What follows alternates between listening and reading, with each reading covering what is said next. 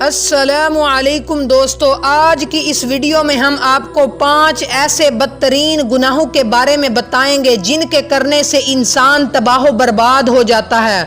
دوستو، حضرت علی رضی اللہ تعالی عنہ کے پاس ایک شخص آیا اور کہنے لگا، حضرت وہ کون سے ایسے بدترین گناہ ہیں جو انسان کے رزق کو ختم کر دیتے ہیں، اور یہ گناہ دنیا اور آخرت میں انسان کو اس طرح ذلیل کرتے ہیں کہ انسان کا دنیا اور آخرت میں کوئی مددگار باقی نہیں رہتا۔ یہ سن کر حضرت سیدنا علی المرتضیٰ شیر خدا نے فرمایا کہ اللہ کے رسول نے فرمایا 5 گناہ ایسے ہیں جن کے کرنے پر انسان دنیا اور آخرت میں تباہ و برباد ہو جاتا ہے۔ 5 گناہ ایسے خطرناک گناہ ہیں جن کے کرنے پر انسان دنیا میں بھی ذلیل اور آخرت میں بھی ذلیل، دنیا میں بھی برباد اور آخرت میں بھی برباد ہو جاتا ہے۔ 5 گناہ کرنے والا شخص بے سکون رہتا ہے، بے آرام رہتا ہے، سکون کا جنازہ نکل جاتا ہے، مشکلات عروج پر آ جاتی ہیں۔ تو جی یہ 5 گناہ ایسے خطرناک گناہ ہیں۔ حضرت علی نے فرمایا، تم چاہتے ہو کہ اللہ کا خاص کرم تم پر برقرار رہے، اگر تم چاہتے ہو کہ رزق کی فراوانی، کامیابی تمہارے قدم چومے، خوشحالی تمہارے قدم چومے، تو خدا را 5 گناہوں سے بچ کر رہنا۔ یہ خطرناک 5 گناہ کبھی نہ کرنا۔ پوچھا گیا، حضرت وہ 5 گناہ کون سے ہیں؟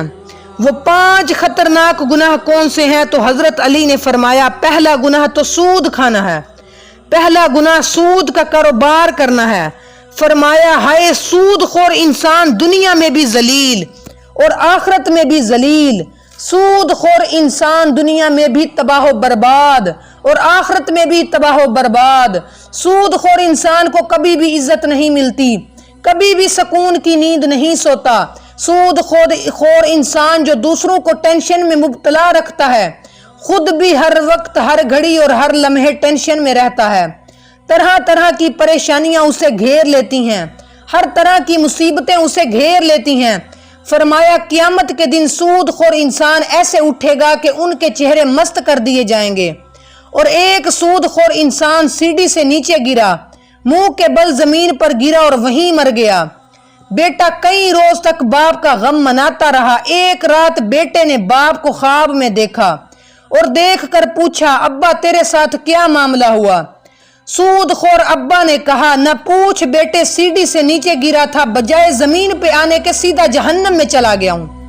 حضرت شیخ سعدی رحمت اللہ علیہ فرماتے ہیں، میں ایک نیا مکان خرید رہا تھا، مکان کی تلاش میں تھا، اتنے میں ایک سود خور میرے پاس آیا اور مجھے کہنے لگا، یہ مکان خرید لو، عمدہ مکان ہے، اس میں کوئی عیب نہیں ہے، اچھا مکان ہے، میں آپ کا ہمسایہ ہوں، اسی محلے کا رہنے والا ہوں، آپ کا پڑوسی بن جاؤں گا، آپ کا ہمسایہ بن جاؤں گا۔ سود خور انسان مجھے کہنے لگا، میں آپ کا ہمسایہ بن جاؤں گا، اسی محلے کا رہنے والا ہوں، یہ مکان بڑا ہی عمدہ ہے، اس میں کوئی عیب نہیں ہے۔ حضرت شیخ سعدی فرماتے ہیں، او نادان، تو کہتا ہے اس میں کوئی عیب نہیں ہے، مجھے تو سارے کے سارے عیب اسی میں نظر آتے ہیں۔ اس نے کہا، حضرت وہ کیسے؟ تو آپ نے فرمایا، اس سے بڑا عیب کیا ہوگا کہ تو میرا پڑوسی ہوگا، اس سے بڑا اور عیب کیا ہوگا کہ ایک سود خور میرا پڑوسی ہوگا، اور جہاں تک تجھ جیسا پڑوسی ہو وہ مکان تو مفت میں بھی ملے تو پھر بھی مہنگا ہے۔ خدا را اگر دنیا اور آخرت میں عزت چاہتے ہو اور دنیا اور آخرت میں مکان چاہتے ہو، اور اگر تم چاہتے ہو کہ خوشحالی تمہارے ساتھ رہے، رزق کی فراوانی ہو، اگر تم چاہتے ہو کامیابی تمہارے قدم چومے، تو سود کبھی نہ کھانا، سود کا کاروبار کبھی نہ کرنا۔ فرمایا، دوسرا گناہ کسی نیک عورت پر تہمت لگانا ہے، کسی نیک اور پرہیزگار عورت پر تہمت لگانا ہے۔ کسی عورت پر تہمت نہ لگایا کرو، کسی کی بیٹی پر تہمت نہ لگایا کرو، اس سے پہلے کہ تیری بیٹی کے اوپر تہمت لگا دی جائے۔ میرا اللہ فرماتا ہے، جو شخص کسی پر تہمت لگاتا ہے، جو کسی نیک عورت پر تہمت لگاتا ہے، حالانکہ وہ اچھی ہے، نیک ہے، متقی ہے، پرہیزگار ہے، نماز بھی پڑھتی ہے، روزے بھی رکھتی ہے، اچھی ہے، جو شخص کسی اچھی عورت پر تہمت لگاتا ہے وہ دنیا اور آخرت میں ذلیل و خوار ہو جاتا ہے۔ اگر تم کسی کی بیٹی سے نکاح نہیں کر سکتے تو نہ کرو، کوئی بات نہیں، خدا را کسی کی بیٹی کے اوپر تہمت مت لگانا۔